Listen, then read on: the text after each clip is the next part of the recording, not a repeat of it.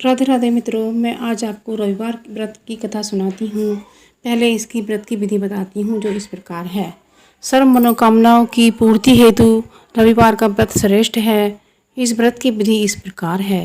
प्रातःकाल स्नान आदि से निवृत्त हो स्वच्छ वस्त्र धारण करें, शांत चित होकर व्रत धारण करें। भोजन एक समय से अधिक नहीं करना चाहिए। भोजन तथा फलाहार सूर्य के प्रकाश रहते ही कर लेना उचित है। यदि निराहार रहने पर सूर्य छुप जाए तो दूसरे दिन सूर्य उदय हो जाने पर अर्घ्य देने के बाद ही भोजन करें। व्रत के अंत समय व्रत कथा सुननी चाहिए।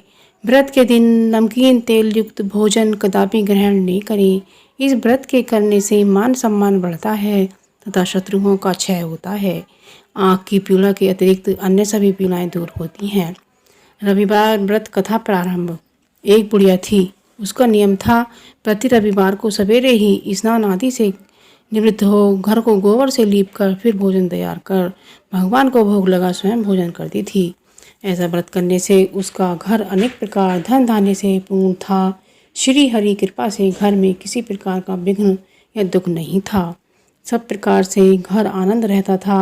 इस तरह कुछ दिन बीत जाने पर उसकी एक पड़ोसन, जिसकी गौ का गोबर वह लाया करती थी, विचार करने लगी, यह वृद्धा सर्वदा मेरी गौ का गोबर ले जाती है, इसलिए अपनी गौ को घर के भीतर बांधने लग गई। ये इस कारण बुढ़िया को गोबर न मिलने से रविवार के दिन अपने घर को न लीप सकी। तब उसने न तो भोजन बनाया न भगवान का भोग ही लगाया तथा स्वयं भी उसने भोजन नहीं किया। इस प्रकार उसे निराहार व्रत किए रात्रि हो गई। वह भूखी प्यासी सो गई। रात्रि में भगवान ने उसे स्वप्न दिया और भोजन ने बनाने तथा भोग ने लगाने का भेद पूछा। वृद्धा ने गोबर ने मिलने का कारण बताया कि माता, हम तुमको ऐसी गौ देते हैं। भगवान ने स्वप्न में कहा था जिससे सभी इच्छाएं पूर्ण होती हैं, क्योंकि तुम हमेशा रविवार को गौ के गोबर से लीप कर भोजन बनाकर मेरा भोग लगाकर खुद भोजन करती हो। इससे मैं खुश होकर तुमको यह वरदान देता हूँ कि ऐसा करने से मैं अत्यंत संतुष्ट होता हूँ।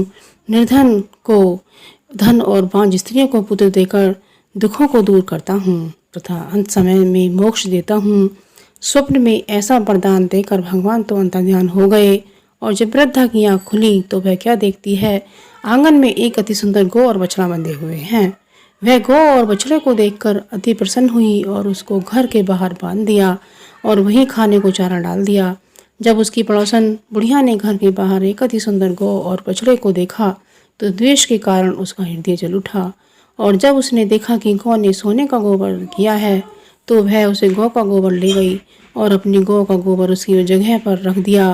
वह नित्य प्रति ऐसा ही करती रही और सीधी सादी बुढ़िया को इसकी खबर न होने दी। तब सर्वव्यापी ईश्वर ने सोचा कि चालाक पड़ोसन के कर्म तो बुढ़िया ठगी जा रही है, और ईश्वर ने संध्या के समय अपनी माया से बड़े जोर की आंधी चला दी। इससे बुढ़िया ने अंधेरी भय से अपनी गौ को घर के भीतर बांध लिया। प्रातःकाल उठकर जब वृद्धा ने देखा कि गौ ने सोने का गोबर दिया है तो उसकी आश्चर्य की सीमा न रही और वह प्रतिदिन गौ को घर के भीतर बांधने लगी। उधर पड़ोसन ने देखा कि गौ घर के भीतर बांधने लगी है और उसको सोने का गोबर उठाने का दाम नहीं लगा। तब वह ईर्षा और डाह से जल उठी और कुछ उपाय न देख पड़ोसन ने उस देश के राजा को सभा में जाकर कहा, महाराज, मेरे पड़ोस में एक वृद्धा के पास ऐसी गऊ है जो आप जैसे राजाओं के ही योग्य है। वह नित्य प्रति सोने का गोबर देती है।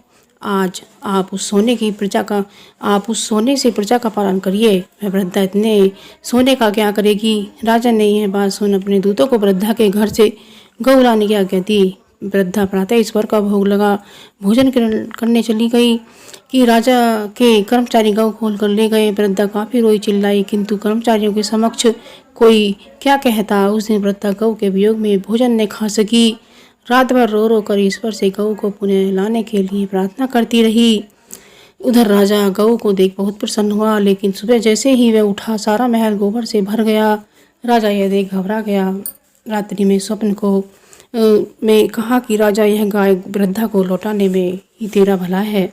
इसकी रविवार के व्रत से प्रसन्न होकर मैंने उसे गाय दी है। प्रातः होते ही राजा ने वृद्धा को बुला बहुत से धन के साथ सम्मान सहित गौ बछड़ा लौटा दिए।